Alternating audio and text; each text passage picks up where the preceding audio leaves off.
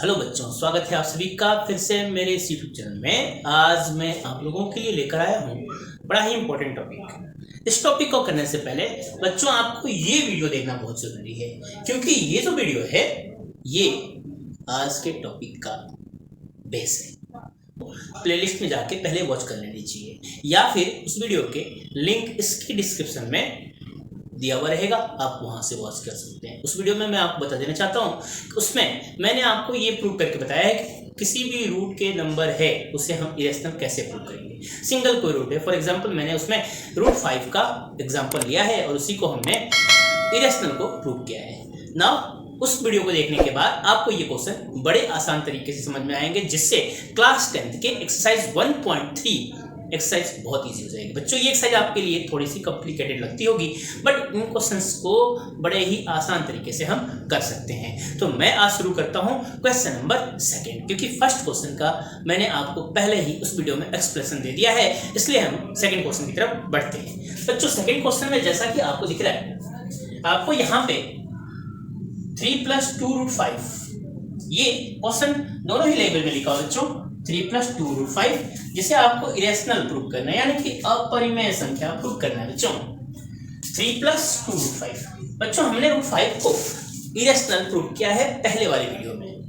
अगर आपको वो समझ में आ गया तो आपको ये क्वेश्चन भी बड़े आसान तरीके से समझ में आ जाएगा। तो मतलब हमने तो ये प्रूव कर दिया कि √5 एक इरेशनल है। अब हमारे पास ये प्रूफ है कि हाँ, और हम ये कंफर्म भी है कि हाँ √5 एक इरेशनल नंबर है। उसी कंसेप्ट का यूज करके इस क्वेश्चन को हम करने वाले हैं। तो बच्चों यहाँ पे सबसे पहले इसे इरेशनल प्रूव करना है। जैसा कि मैंने आपको प्रीवियस वीडियो में बताया था कि इरेशनल के लिए हमारे पास मान लीजिए कोई इन्फॉर्मेशन ज्यादा नहीं है, तो हम इसे उल्टा प्रूव करेंगे, हम इसे रैशनल प्रूव करने की कोशिश करेंगे। अगर हम रैशनल प्रूव करने में फेल हो गए तो अपने आप ये इरेशनल हो जाएगा।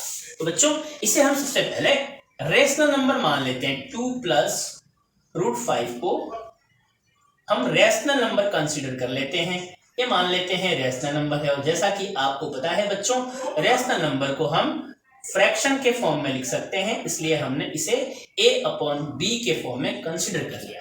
आप इसके सामने लिख सकते हैं लेट अस कंसीडर, जहां पे here a and b are co-prime.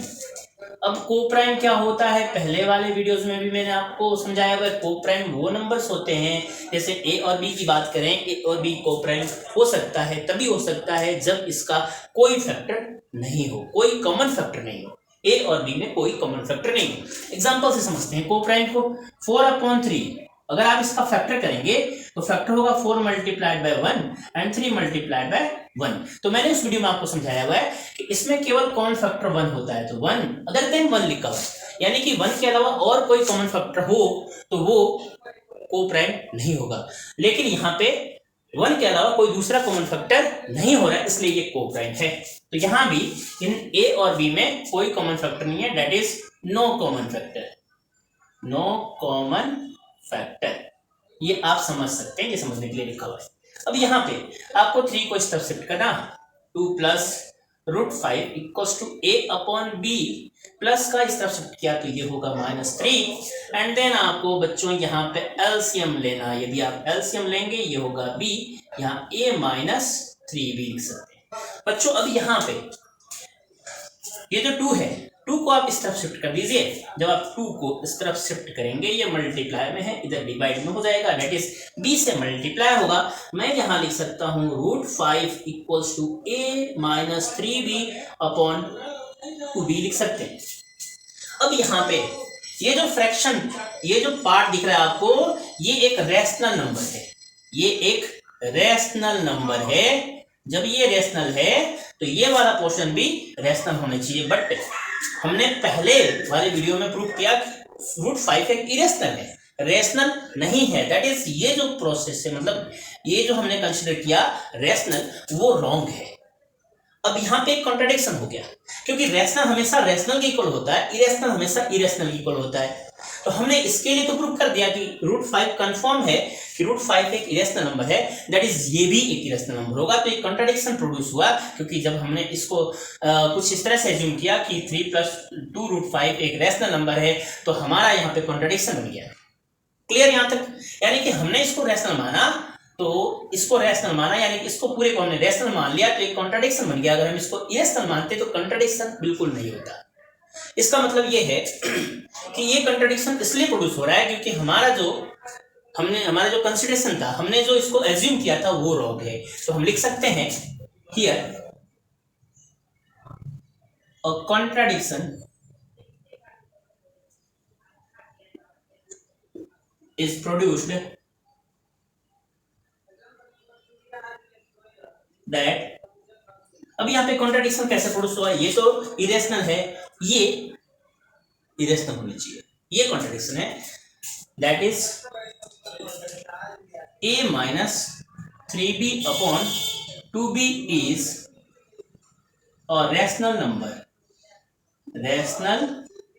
Number, therefore we can say a minus 3b। इस कॉन्ट्राडिक्शन को रिमूव करने के लिए हमने a minus 3b upon 2b को रैशनल लिख सकते हैं, इरेशनल लिख सकते हैं, इज इरेशनल,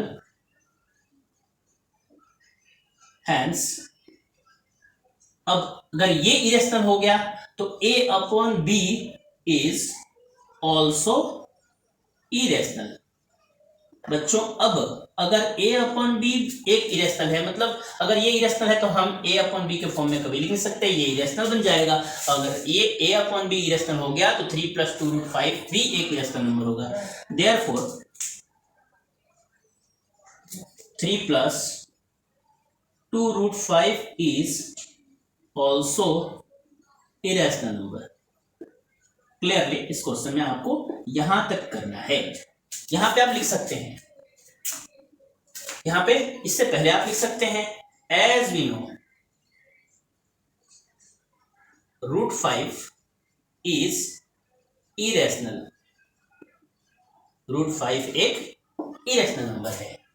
देन आप लिख सकते हैं here contradiction produced that is a minus 3b is a rational. अगर ये इरेशनल है तो ये कंट्राडिक्शन बन गया, इसको हमने यहां पे लिख लिया। Then we can say therefore we can say a minus 3b is rational, irrational तो ये कंफर्म हो गया कि a minus 3b upon 2b irrational है, इसलिए a अपॉन b भी एक इरेशनल होगा, तो a अपॉन b भी एक इरेशनल होगा। अगर ये इरेशनल हो गया तो ये भी क्या हो जाएगा, इरेशनल। और ये है इस क्वेश्चन का कंसेप्ट।